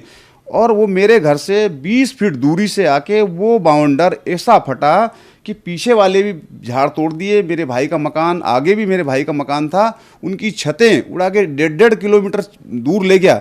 लेकिन मेरी पत्नी को ये पता था, मैं बताया करता था कि जब कोई विपत्ति आती है तो संत रामपाल जी महाराज के द्वारा दिया हुआ मंत्र अगर जाप करेंगे तो वो परेशानियां दूर हो जाती हैं। तो उसको वो पता ध्यान आया, तो उसने संत रामपाल जी महाराज से नाम मंत्र सतनाम ले रखा था, और सतनाम का जाप शुरू कर दिया। छोटे वाले बच्चे ने भी प्रथम नाम था तो वो प्रथम नाम जाप करने लगा। तो ऐसा ये हुआ कि सारे गांव के दंग रह गए कि इसकी एक कवेलू, इसकी एक पल्ली तक नहीं हिली। और ये पूरे मेरे भाई के पीछे वाले और आगे वाले के सारे मकान उड़ गए। पूरा बगदा जितना रखा था, गेहूं का भूसा रखा था, सारा उड़ा ले गया। लेकिन हमारा जरा सा भी बाल बांका नहीं हुआ। और मुझे जब ये खबर सुजालपुर लगी तो मुझे विश्वास तो था, लेकिन फिर घबराया सबने के सारे मकान टूट गए तेरे गांव के, और वो तेरे भाई के सारे टूट गए, पता नहीं कितना नुकसान हुआ है। तो मुझे परमात्मा पे भरोसा था, संत रामपाल जी महाराज पे भरोसा था, क्योंकि उनने बताया कि बेटा अगर मंत्र जाप करोगे तो तुम्हारी सारी परेशानियां मिट सकती है, अन्यथा कोई तुम्हें परेशान नहीं कर सकता। तो मुझे विश्वास तो हो गया था, परंतु फिर भी कहीं ना कहीं मैं डगमग था। जब मैंने घर आके देखा तो मैं खूब परमात्मा की शरण में दंडवत करके रोया, हे दाता मुझे क्षमा करना, जो मैंने आप पे शंका करी और आपने मेरे बच्चों की रक्षा करी। और उस दिन से इतना दृढ़ विश्वास मेरे बच्चों को मुझे हुआ कि मैं चाहे संत रामपाल जी महाराज, चाहे जो भी हो जाए, शास्त्र के अनुसार जो भक्ति बताई मैं कभी नहीं छोड़ सकता। तीसरा लाभ मेरा ये हुआ कि मेरी पत्नी को घुटने में दर्द रहता था। तो भोपाल पुलिस में होने के साथ साथ मैंने इलाज उसका भी कराया, लेकिन उसका दर्द ठीक नहीं हुआ। संत रामपाल जी महाराज से नाम दीक्षा लेने के बाद गया तो मेरे से शर्त उसने यही रखी कि अगर मेरा ये घुटना दर्द ठीक हो जाएगा तो मैं भी नाम ले लूँगी।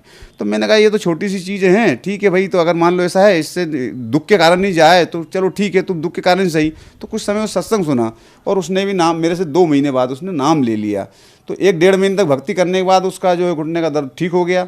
ठीक होने के बाद उसको ये पता नहीं लगा कि मेरा घुटने का दर्द ठीक हो गया, तो वो भूल गई। भूलने के बाद में जब मैंने उससे पूछा 6-7 महीने बाद कि तेरा घुटने का दर्द तू बोलती थी तो भाई ठीक हो गया, बोला हाँ ठीक हो गया। मैंने कहा तूने परमात्मा को धन्यवाद नहीं दिया कि परमात्मा मेरा घुटने का दर्द जो कि 10 साल से हो रहा था ये ठीक हो गया, धन्यवाद है आपका।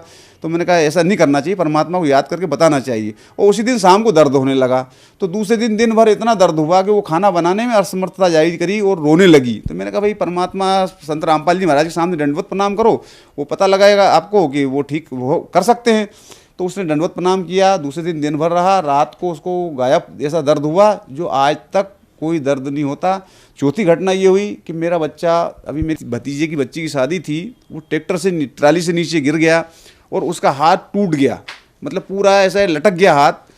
और वो उसको 4-5-6 बच्चे लेके आए, मेरे बड़े बच्चे भी लेके आए कि पापा इसका हाथ टूट गया है। तो मैं बाहर ही बैठा था, मेहमान भी घर पे थे। तो मैंने कहा मस्ती बहुत करता है, मैंने कहा गुरुजी ने तेरे को मना कर दिया, उसके बाद भी तू चला गया और तू जा दंडवत प्रणाम कर।